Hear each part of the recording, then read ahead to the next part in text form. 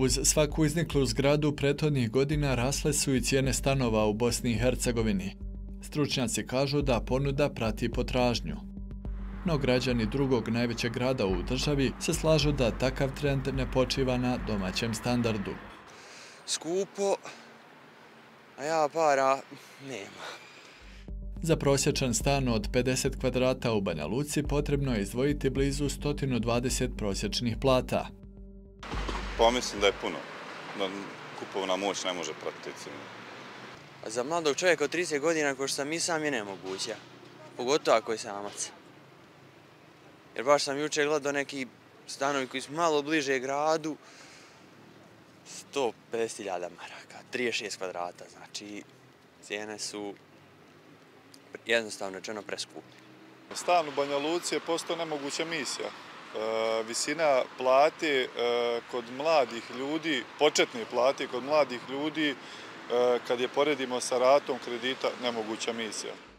Kreditni kalkulator je jasan. Kada biste za stambeni kredit izdvajali prosječnu platu, stan od 260.000 maraka bi vas nakon 20 godina otplate koštao 378.000 maraka. Iako mjesečne rate kredita sve više opterećuju budžete, zaduženost građana raste. To je efekti su osiromašenje. Nije samo kod nas, to je diljem Evrope. Prvenstveno nakon korone. U koroni je došlo do ogromne monetarne ekspanzije diljem svijeta, a tako i Evropskoj uniji. Evropska centralna banka je izdala ogromnu količinu eura bez pokrića. Imate više novca nego roba i usluga, dolazi do inflacije.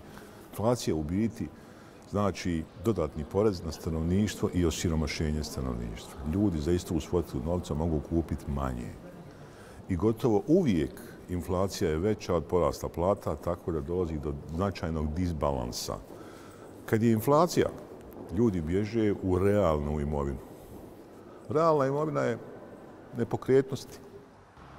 Ukupni iznos stambenih kredita građana koje su odobrile banke u BiH iznosi 3,4 milijarde maraka. Od toga 2,2 milijarde maraka kredita za nove stanove, a 1,2 milijarde za kupovinu postojećih stanova. Od januara do avgusta ove godine za izgradnju ili kupovinu novih stanova banke su odobrile 487 miliona maraka, dok su za kupovinu postojećih stanova odobrile blizu 228 miliona. Tržište nekretnina u Bosni i Hercegovini, u stvari u većim gradovima Bosne i Hercegovine je dosta stabilno. I tačno je da ne prati životni standard i prihode građana, ali nažalost ne prati ni osnovne životne namirnice, ni potrošačka korpa brže raste nego što raste prosječna plata, a tržište nekretnina nije baš nešto što je za svakoga i ne formira se upravo po tom postulatu, nego je ono prilagodljivo onima koji kupuju, dakle kupcima, kupuju oni koji imaju novca. Agencija smatraju da neće doći do pada cijena nekretnina, već suprotno. Kažu da je blagi rast uslovljen ponudom, potražnjom te ulaznim troškovima investitora, cijenama zemljišta, dažbina, radne snage i građevinskog materijala. Niko neće graditi ili prodavati neki proizvod na tržištu za koji ne može da nađe kupca. Kada bi se smanjila sada potražnja, investitori u prvom mahu bi smanjili proizvodnju, smanjili gradnju. A s obzirom da ima dosta potražnje, investitori prate potražnju i organski blago rastu cijene. Pa osnovna stvar je činjenica da imamo nedostatak kvalifikovane radne snage, da ono radne snage što imamo praktično se raspoređuje između postojećih investitora i ko plati više, oni odu da rade na to gradilište. Cena stanova je refleksija poskupljenja radne snage i nedostatka na kraju krajeva. S druge strane imamo situaciju da su dobre lokacije u biti već izgrađene, pa one koje su preostale mogu da značajno utiču na cenu.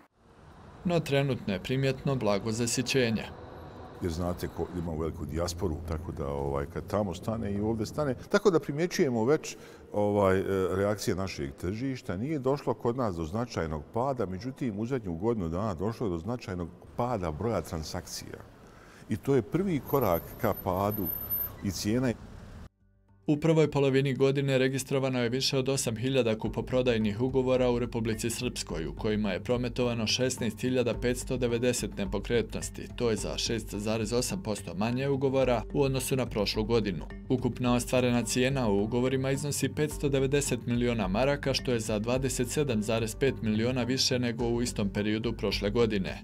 U Federaciji BiH je u prvih 6 mjeseci bilo više od 10.000 kupoprodajnih ugovora, 11% manje u odnosu na prvih 6 mjeseci 2024. godine. Vrijednost nekretnina iz kupoprodajnih ugovora iznosila je više od 867 miliona maraka, 3% više u poređenju s prvom polovinom 2024. No tu je i razumijevanje tradicionalnih potrošačkih navika.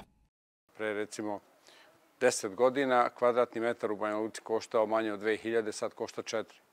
To je oblik bežanja novca kome se gubi vrednost u nešto što je trajna vrednost, ako ne i moguća zarada sutra ako se prodaje. Pa i investitori grade, kada god imaju slobodna sredstva, stambene jedinice, zato što na taj način opet tu svoju investiciju oplođuju u većoj meri nego da novac drže u bankama ili da ulažu u investicione fondove.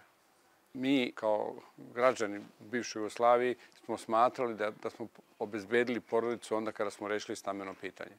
Tako da je kod nas posjedovanje nekretnine za život nešto što je normalno, kako bih rekao, dok to nije slučaj u Austriji, jer su opet, na primjer, tamo stanovi toliko skupi da nikad ne možete da otplatite kredit.